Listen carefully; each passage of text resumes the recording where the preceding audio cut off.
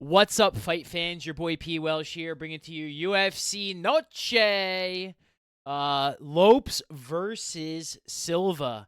A big, exciting fight card. I think I'm we're off oh my gosh, what happened here? There we go. We're the right way there. We are 8-5 last week. Looking to build on it again. Kind of a couple wrong sides of a couple pick'ems. Hopefully, we're a little bit better this week. Some spots I really think stick out quite a bit.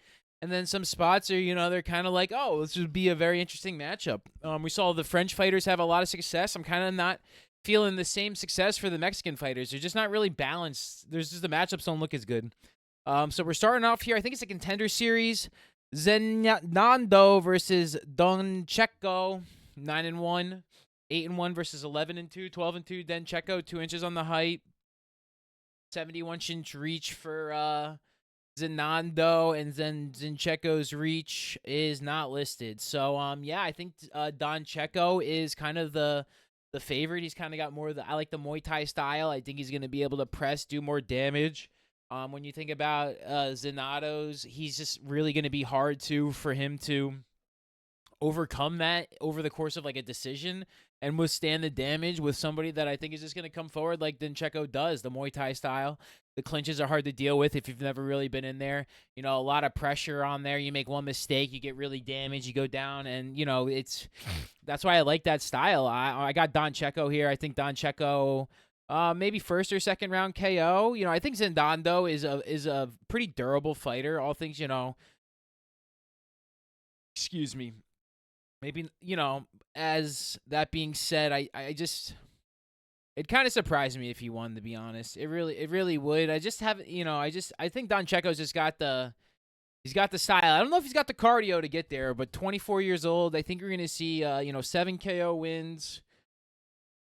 Yeah, I think it's Don Checo's fight to lose. I don't know what it's capped at. It's going to be there, but we just want to get the video out here and get our picks in. And let's go, baby. We got the Monstrat Rendon versus Alice Pereira. 6-1 Rendon versus 5-0 Pereira at 135 here. 36 years old for Rendon. Pereira is making her debut. And I think you just have to pick Alice here. Pereira. Oh, I spelled it wrong. Look at this. Look at this jabroni. Hey, let's go fix it right now. Oh, that's not the record. Pereira. Just because, like, how are you really going to pick Rendon? Now, maybe, like, she gets it to the scorecard and it goes her way. I don't know, 19 versus 36 is wild. I don't really know how to, like, again, this is not one that I just don't feel too confident in Rendon anyway. I just don't think, if you look at just how she's looked in her few matches, Tamaris Vidal and then losing to Zelina Kova. Now, Zelina Kova is better than what I thought she was, but I didn't think she was that good, and I don't think Rendon even had a good performance there. And I think she got worked, and I just think Pereira will just do a little bit more and be more active and have a little bit more juice. I just think 36 is a little much, but you never know. I honestly, this one is to me an absolute pick 'em. I'm just going Alice Pereira, not Poetan's sister. Next up, flyweight fight here. Alessandro Costa, 14-4 versus Alden Coria making his debut. 5'4" for Costa. Coria 10-3, 27 years old, 5'8", 67-inch reach. Got Correa has got 4 wins by knockout, 4 by submission, 2-2 on the decision card. What is he? 4-1 with a no contest. And I love Costa, man. He's a ball of dynamite, dude. One of these Brazilian guys that he's looking for the finish, is going to give you everything he has, and I think he's probably live for the sub here. I like Costa's sub decision here. I think is one that I think is very live. I just think he'll be able to get kind of the leverage and inside. I think Carrera will have I don't necessarily think he'll even have an advantage striking necessarily. You go in there against Steve Ursay, Emir Albazi in your debut. So I think Costa's got a lot, and one of the bigger favorites on the card. I think he's going to prove a lot here. I think he dominates, and I think he could get a finish here one way or another. Maybe a guillotine even. Like if my guy is struggling trying to go in there and tries to shoot a takedown, I don't even know why he would do that because of his grappling. But rookie, people making their debuts make mistakes. I haven't watched really Correa as well. I'm just a big fan of Costa, and if he gets slumped, then he gets slumped. That's the way it be sometimes. But I'm also kind of going with kind of the proven veteran dude. There's levels in the UFC, and Costa is proven that he's just at a level that Correa just hasn't. I mean, maybe a strong decision performance gets up from some takedowns. Fights the hands, strong performance. Gives him some respect. But this is Costa all day, and I like submission decision. No, I don't really see the KO happening here. Next up, middleweight bout: Zachary Reese 9-2 versus Cedricus Dumas 10-3. Dumas coming off a loss to, I think, Olazechek. Zachary Reese, it was a decision win against Todorovic. Everybody had the under in that violence parlay. And yeah, I guess it has to be Reese. Reese by KO, Reese by decision. I mean, Dumas just been in legal trouble. Everybody knows that. How well has his training been? I know everybody wanted to do the prison training camp, with McVeigh the other day. I mean, everybody was picking McVeigh. He might have freaking got starched there. Zach Reese is pretty legit, bro. I don't really see him losing to Cedricus Dumas. I think he's very fast, explosive. I think Dumas is very hittable. I got Reese has a nasty uppercut that he finished Marquez with. I think he'll go back in, try and close the distance and hit him. I just think freaking Dumas just has to have volume. I'm just not picking anybody with volume over 15 minutes again, especially somebody that's been finished, and you can't even trust him to get that far. So trusting it, questioning his heart, questioning how he's doing mentally. Zachary Reese, I at least know he's trying to be a fighter, fighting in Texas. So let's go Zach Reese, KO, baby. Next up, flyweight bout here. I think you'll see I think there's going to be a lot of submissions, very few KOs, and some decisions this week. Last week was all finishes. Insane card last week in terms of that. But we got Jesus Aguilar versus Luis Gurriel. Aguilar 11-3 coming off a loss. Gurriel 10-1 coming off a loss. And yeah, a little redemption spot there. I think I picked Gurriel, and he lost that fight too against Ode Osborne. And yeah, I don't know how you can pick him again. I'm an Aguilar fan. I think I got him on a couple dubs and lost to him on a couple times too. So we've really been reading him right. I'm a big Aguilar fan, dude. I think he has great submission game, great takedown, and if you make a mistake and get caught, you can go down. And that's what kind of Gurriel proved. Even though he just got freaking outworked on the feet, though, I think he can get outworked on the mat. This guy, I don't think is at least like I said, Osborne kind of has that elite striking in terms of flyweights when you get in there, but Aguilar can also. I lost that Ode Osborne fight too. I remember that he got freaking. I was like, dude, no way Ode Osborne finishes this guy. That fight, and he looked good against Usyk. Thought he could have got the win there too. I think Aguilar gets another submission here. I think he really works him. I think he gets the takedowns, and yeah, I'm just honestly an Aguilar fan. He's like I said, not won me a couple bets. We've been on the right side of a lot of his picks, and I really just like what he brings to the table, man. If you're ever gonna make a mistake, he's pretty good on the feet, right? And what happens is if guys can out grapple him like Estevam and Tyra, then yeah, that's where he has a big big disadvantage. But the guys that are very close with even a Mendaka, Nickel, Ross, I mean they're not incredible. Shannon Ross is 17-second fight, but the Nickel fight and the guillotine, I really think Jesus Aguilar's got another chance to get a nice finish here. A nice competitive fight. I think could also go the over and go to the judges' scorecards, but I also love Aguilar's submission ability. This fight for the flyweights. My guy, Jesus Aguilar. Let's go, baby. Next up, women's strawweight bout. Tatiana Suarez, 11-1, coming off the loss in the title fight against Amanda Lemos. 15-4-1, coming off the win. Was that against Lucinda? 1 inch on the height advantage, 1 inch on the reach, 3 inch on the legs for Suarez. And yeah, Lemos here. This one. What do we got here? Lemos is 38 years old, very seasoned. Tatiana is 34. So you think she's kind of good in there. I'm actually questioning Tatiana Suarez's credentials at this point going against Lemos.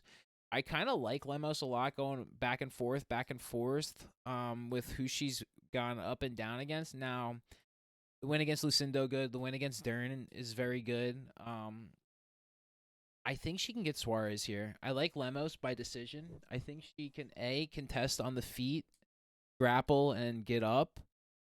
And I think she might be better with the hands. I'm definitely leaning Lemos here by decision. I really think that's a one of my favorite kind of like picks plus the odds.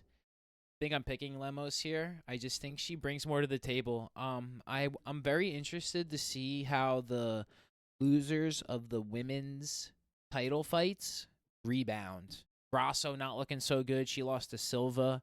Different kind of matchup style. That being said, it's like I really like Amanda Lemos here. I just think she's kind of got that Yonderoba run in her left, where Suarez is. I don't want to say like her being with Patchy Mix has an impression on me, but you can't deny that it does at some point. So call me a little biased in that she's 7-1, only losing to Zhang Wei Li. I mean, she did beat Grasso back in the day. She beat Esparza, Andrade via guillotine choke. But we all know Andrade can't grapple. I just think I just like the adversity that I know Amanda Lemos has overcome here. Especially with that price tag. I know she's overcome adversity. I know she has massive wins on her resume very recently. Where Suarez, who are you looking at? What was the Andrade in 2013? And this is a rebooked fight, so she got that off of 20. That's insane. Yeah, I got Lemos here all day. I think that is I think at this point, I think that's one. I think that's got to be something. I like Lemos here plus 330. I just think one win off of 2013. I mean, or 2023, and it's the end of 2025. I don't know. I just like I said, the adversity. I'm willing to take a chance on Lemos here. I think this could be a spot that's worth. I'm picking it. I like her. I'm willing to be wrong. That's why I like. That's why I think she gets the win. I think she's willing to overcome adversity and take chances. Next up, lightweight bout, Claudio Pulest, 13-4, coming off a loss, standing 5'10", 72-inch reach, versus Joaquim, not the Lord Silva, 13-6, coming off a loss, 5'8", 69-inch reach, and yeah. I originally kind of thought Joaquim and Gene Silva both made their debut around the same time. Uh, Maybe not. I guess I don't know. I don't exactly know. But Joaquim Silva is an absolute veteran of the UFC. 11 fights, 6-5. And it's one of those things. It's like, is he going to be able to take down Pules here? Because I think Pules really has a big advantage on the feet. I really do. I also think he can contend and grapple way better than Joaquim Silva. So I don't understand fighting Dan Hooker and Faraz Zayam. I think those are great fights and very tough challenges, and both those guys would starch Silva here and would be way better than a pick'em.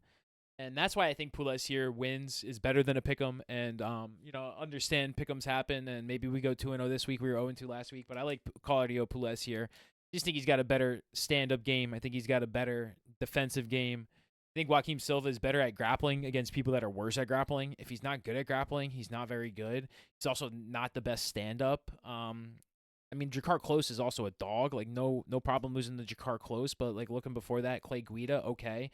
And then Ron Zahn, 3 years ago, he hasn't had a big-time win in 3+ years. Jared Gordon in 2018 was the next big-time win besides that. Like, come on, you got to pick Pules here. You got to pick Pules here, and you got to be pretty confident in it. It's just one of those things. It's just like, prove it to me, Silva. You absolutely have to prove it to me. And I'm a Claudio Pules fan. I remember watching one of those fights and definitely impressed, even if he was losing. Like he stood in there. Especially, I think it's that Zayam fight. And yeah, let's see what happens here. All over Pules here. Next up, Jose Daniel Medina, 11-5, coming off a loss, 6 foot, against Dusko Todorovic, 12-6, coming off a loss.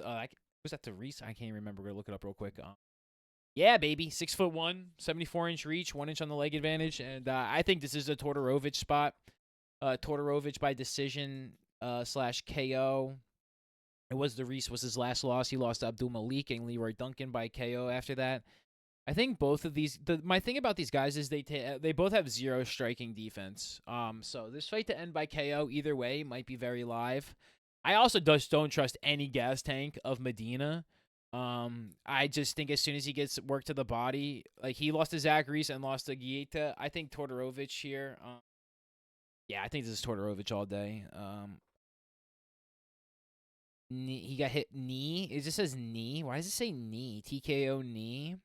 Did he just break his knee with the? I'm trying to remember that Urseg Moreno fight where I'm just trying to remember that March 25. I remember him just getting beat up by the guy. So yeah, I can see Todorovic being that. He doesn't have great mobility. Doesn't have great striking defense. I think Todorovic is just better. So let's go Todorovic. Keep it short and sweet. I don't have the books on this one, but we got Alex, dude, I'm calling him Al Hernandez. It throws hands and bombs, knocks out freaking Chase Hooper. He's forever Al Hernandez to me. Alexander the Great Hernandez. Al versus Diego Ferreira, 19-6. Both Ferreira coming off a loss. I think he was rebooked recently. Hernandez coming off that win against Chase Hooper. Pretty quick turnaround for him. Not surprised. UFC calls. My guy is an absolute gamer. And I think this can go one of two ways here. 32 years old for Hernandez. We got almost 40 years old for Ferreira. And I'm kind of picking Hernandez here. I want to pick Ferreira, and I think he's definitely live. I just also think at some point, if Hernandez knows he's not going to win on the feet, he's just going to pull a Grant Dawson and take him down and win for wrestling because he's definitely way better of a wrestler than Ferreira is. So I think the KO, not necessarily a fluke. I think freaking Chase Hooper's a liability on the feet, and not mad. It's crazy that he got finished like that, and now this is going 3 wins in a row. I honestly think he beat Damon Jackson. The Bill Aguilo fight was very close. Losing you going back. He's a veteran. Both these guys are veterans. I think Ferreira's loss was to Grant Dawson recently. He beat Matthias from Becky, Michael Johnson. Those aged well, but also losses to Gamrot, a striker.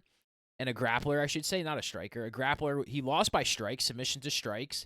And, he's lost to other guys that I think are very well-rounded, big-time fighters. I mean, wins over Anthony Pettis, but we're going back 5 years for Ferreira. And, I mean, he's got a lot of 16 fights, big veteran fight here. The Unks have been on fire, and I think the Unk train is a possibility for Ferreira. I'm picking Hernandez here. I just think he ends up wrestling for 2 rounds. I think he'll end up losing the first to try and square up. And he's one of those guys he won't mind just going in there. He beat Kurt Holloway. He beat Hubbard that way. I think he wishes he'd beat Damon Jackson that way.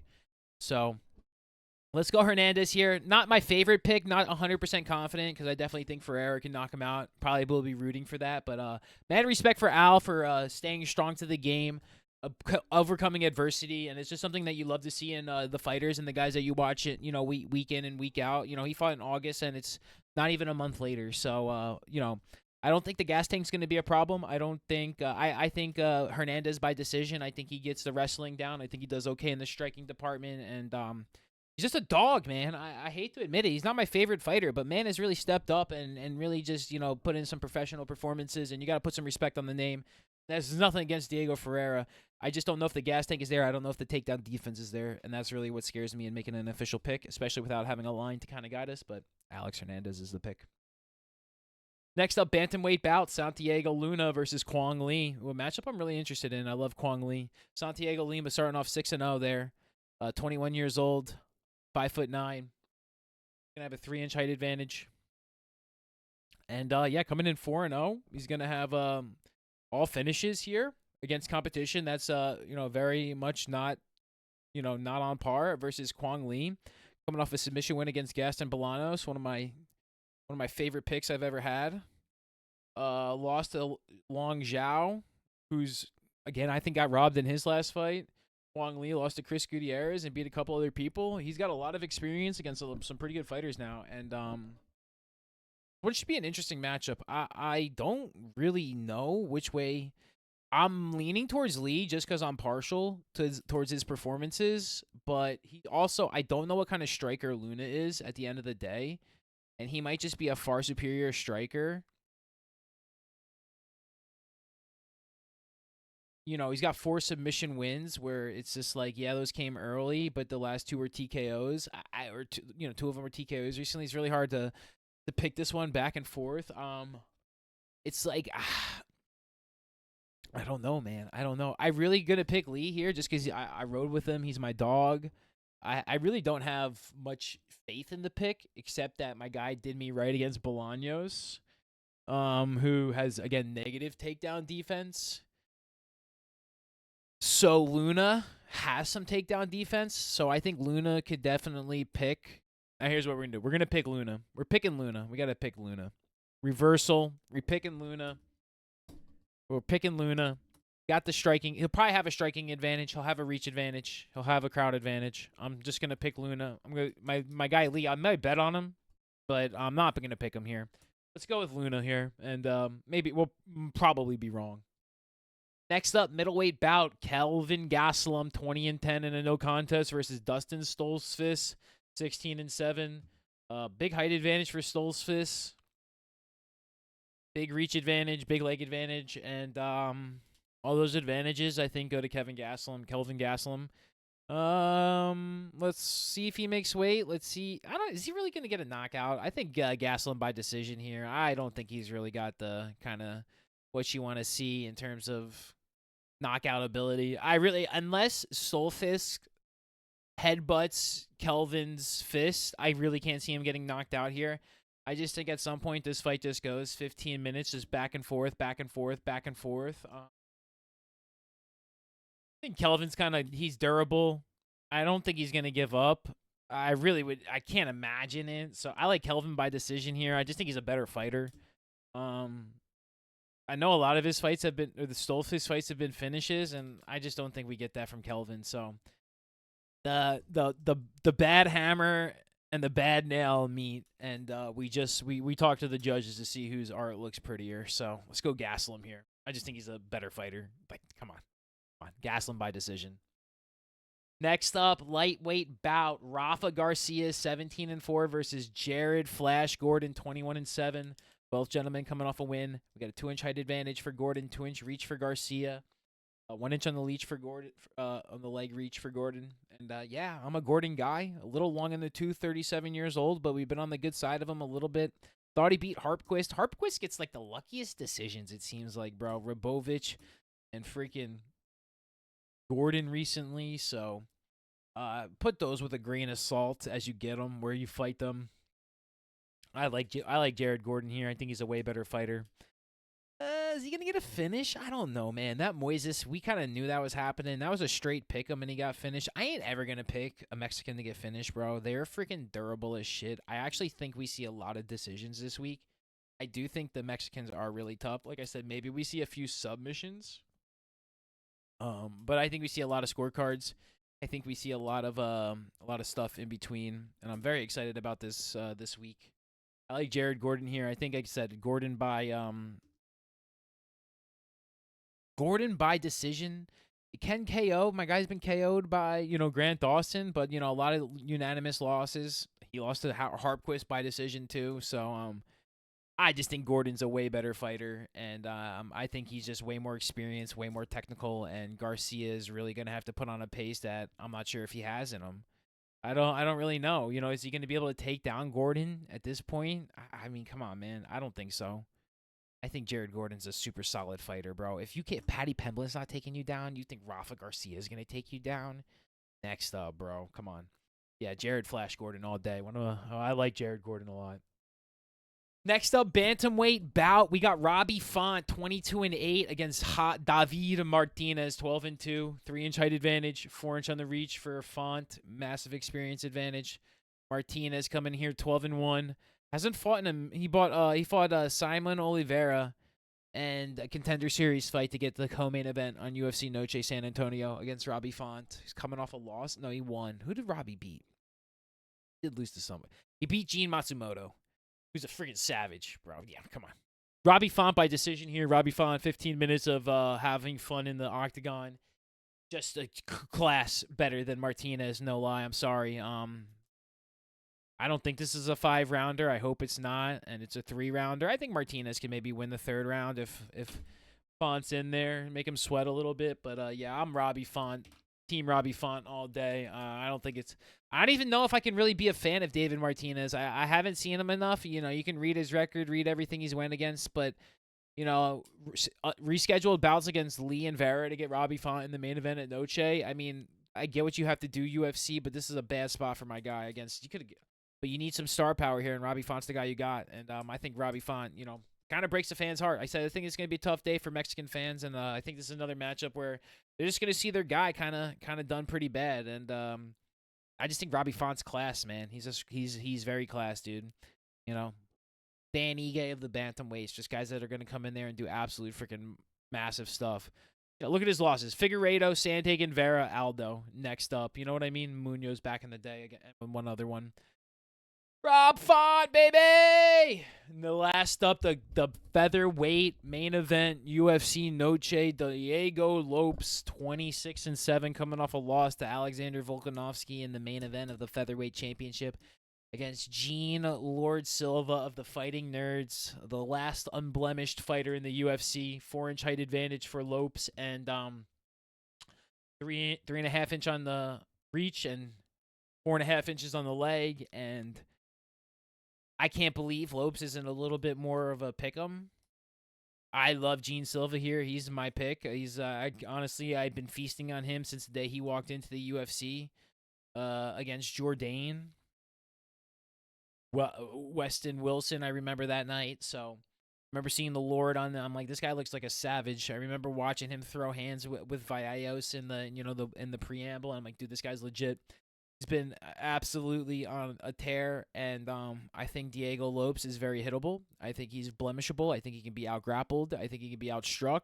And there's nothing against that. I don't think he's a super skilled fighter and on a great tear, but he's been very active, and sometimes you need a little bit of rest when you're going against guys like, since UFC 300, And even that, he had another one in 2013. At the end of 2013, busting on the board. Twice at the end of 2013. After that Ilovoilev, debut, that was amazing. That we all loved him for. Went on an absolute tear, 5 in a row. But I kind of think this is maybe like a little bit of an Urseg thing. You go up against the belt, you come back down against the guy that's freaking not had that taste yet, and it's hard to be better than him. When you had that taste, maybe a little bit disappointed, quick turnaround. And I've got Gene Lord Silva here. I don't know what happens here. I just think the pick is Gene Lord Silva. I think he can win on strikes. I think he can win on a guillotine. I think he can win on a reverse or a rear naked choke. I think he can win on decision. I think he can win on TKO. I just think Lopes might be a little vulnerable after that absolute war with Volkanovski, man. And Volk puts it on people, bro. Let's check out Alex Volkanovski and the guys that he's fought and have done, afterwards. Max Holloway, Yair, the Korean Zombie, Ortega. So let's see. The people don't necessarily rebound that well against Volkanovski. I don't know if Lopes will either. I'm very worried about this. Another reason why I'm also super confident in the Silva pick. It's just the damage, bro. That damage on the short turnaround. April, I mean, it seems a lot closer than April still, and he wasn't knocked out. 5 months is a decent time. Would like to see a little bit more. Always love people off a big loss like that to have about 6 to 8 months, 3 to 5. Some of these guys come back there and they're professional fighters. I'm literally a dude sitting at a desk talking to a microphone. So, I just appreciate watching these guys compete, and I'm going to love the honesty and the adversity that these guys overcome to prove themselves as individuals in front of the world and take the most humiliating defeats for us to go oohs and ahs at and to collect their paychecks. So I appreciate every one of these fighters and everybody that gives it on the line every week for us to, as fans, to watch it. So thank you. It's an honor to watch their fights and break them down. And thank you guys for watching. Like, comment, subscribe, please, if you guys would like to support the channel and support me doing this, supporting the fighters, and continue to do this. I'm so excited to do the picks each and every week. Thank you, guys. Gonna wrap it up here, do a quick recap, but yeah, I think Gene Lord Silva continue it, and yeah, I think Silva's the guy to end Volkanovski, honestly, by KO again, and that's probably the end of it. But Gene Lord Silva here, let's get it done. Do a recap here. Some of these fights early on, these first two, not the best, but I feel like I got a lot of guys I really like, and I feel like it's gonna be kind of the opposite of what we just had in a way, more decisions and non-home field people. But we're going to start off with Don Checo in the Contender Series welterweight. Alice Pereira over Rendon. We got Alessandro Costa.